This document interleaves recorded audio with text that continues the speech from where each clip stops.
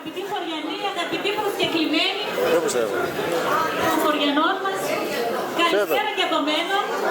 Είμαι πολύ χαρούμενη που είμαστε όλοι σήμερα εδώ, που ανταποκριθήκατε στο κάλεσμα της Ιφηγένειας και του Βασίλη. Είναι πολύ ωραίο να βρισκόμαστε, να θυμόμαστε ιστορίες και να λέμε τα νέα μας. Σήμερα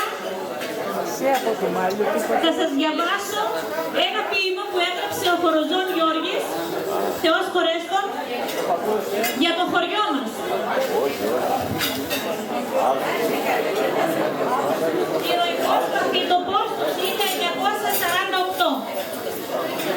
Ήταν η μέρα ξακουστή, ήταν η μέρα Κυριακή, 30 δε του Μάη, μας βάλαν με πυρόβολα οι ΕΑΜ Βουλγάροι. 3 κανόνια στήσανε πάνω στη Βουλγαρία για να μας κάψουν το χωριό του Στάλιν τα θηρία. Στις 6 ώρα ακριβώς πλησίαζε το βράδυ, ανά 9 μας βάζανε σαν βρήκαν το σημάδι. Ο καπετάν Βασίλης μας στις θέσεις σας προστάζει. Απόψε θα μας έρθουνε, δεν θέλω να σας σκιάζει. Προχώρα Χρήστο, φώναξε μέραρχος ο Εφρεμίδης. Προχώρα και τους φάκανε τους βαλιοκαφραλίδες.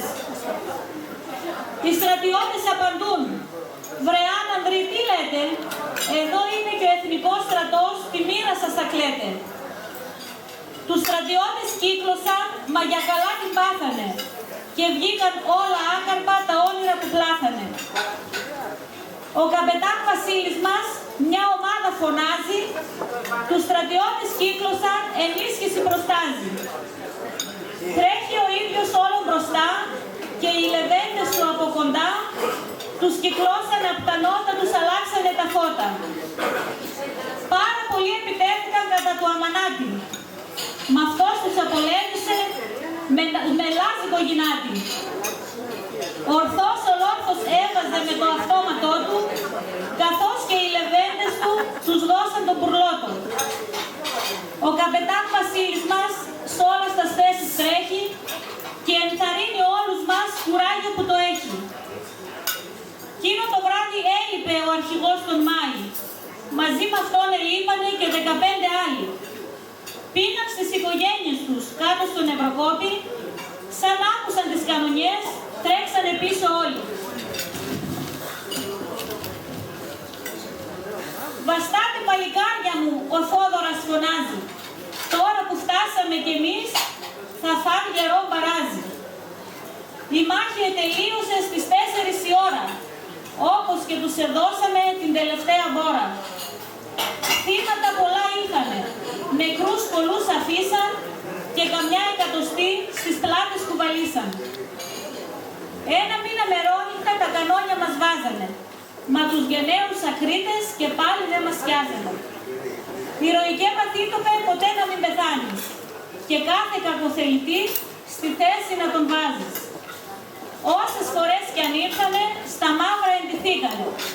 Βαθύ το πως αν ακούσουν, καλά να το μελετήσουν. Όπως είπα, το έγραψε ο Χοροζών Γιώργης και μου το έγραψε ο Άγγελος ο γιος του. Και εμείς, και έμειναν ανεξίτηλες στη μνήμη μας. Δεν θέλω να νομίζετε ότι κοροϊδεύουμε κάποιους.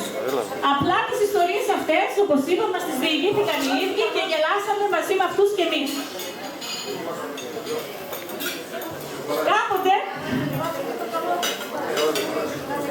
μία ομάδα χωριανών μας κατέβηκε στην Δράμα και πήγαν στον Ομάρχη για να τους φτιάξει έναν δρόμο. Ελληνικά καλά δεν γνώριζαν. Πήγαν λοιπόν στον Ομάρχη και τον είπαν ότι θέλουν να τους φτιάξει έναν δρόμο. Τους λέει ο Ομάρχης, θα σας κάνω τον δρόμο, αλλά θα μου φέρετε τη μελέτη. Οι άνθρωποι αυτοί θεώρησαν ότι εννοεί τον μελέτιο από το χωριό μας. Κατέβηκαν κάτω στην πόλη της Δράμας, στην πλατεία και για καλή τους τύχη συνάντησαν τον μελέτιο.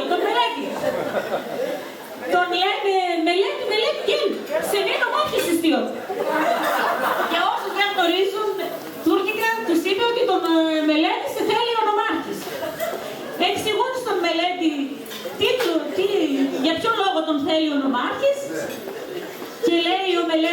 φορές τον λαμπενσίζ ή στο λούρνο, χωρίς εμένα δουλειά γίνεται.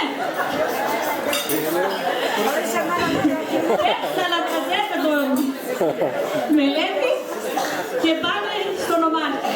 Και πάνε την πόρτα, κύριε νομάρχα, τι φέρετε τη μελέτη.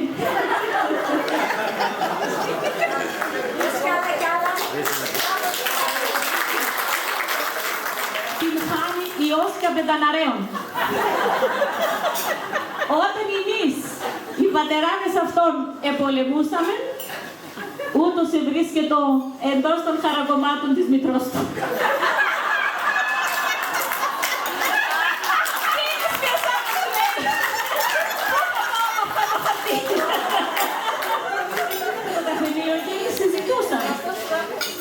Λοιπόν, ο Γουναράκης ο Ελευθέρης την Καλλιόπη την έκλεψε. Λοιπόν, δεν την έκλεψε βράδυ, την έκλεψε μέρα. Την πήρε και πήγα στο Αχλαδοχώρι, μέσω καταφύτου. Λοιπόν, αφού προχώρησαν λίγο, εκεί σε μια πλαγιά, κάτω από ένα βράχο, έκαναν τη δουλειά. Τον πήρε ο ύπνος τον Λευτέρη. Σε λίγο ακούει η Καλλιόπη τα αδέρφια της, το Χαπούλη και τον Παναγιώτη, να βρίζουν και να έρχονται. Λευτέρη, Λευτέρη, ξύπνα, λέει. Τα αδέρφια μου έρχονται, φτάσανε. Λέει και ο Λευτέρης, πέρσι χτύψε-μη.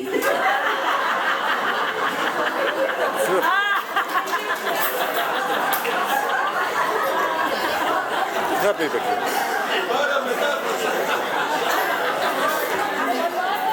Λοιπόν, πήγε στη Γερμανία στα παιδιά της. Την είπανε να πάει στο σούπερ μάρκετ και να αγοράσει κοτόπουλο και να τους μαγειρέψει. Πήγε η γυναίκα στο σούπερ μάρκετ, ξέχασε πώς θα το ζητήσει το κοτόπουλο. Την πλησιάζει ο υπάλληλος, τη ρωτάει τι θέλει, κάνει αυτή λίγο έτσι τα χέρια της, δεν κατάλαβε. Λέει το πάλι Σοφία, κα. Α, χαστές, λέει ο υπάλληλος. Και την παίρνει και την πάει στα αυγά. Λέει, βλέπει τα αυγά του Παρσοφία, δεν ήθελε αυγά, ήθελε κοτόπουλο. Τον λέει, νύξαστε, δεν κατάλαβες, άγια μάμα, δηλαδή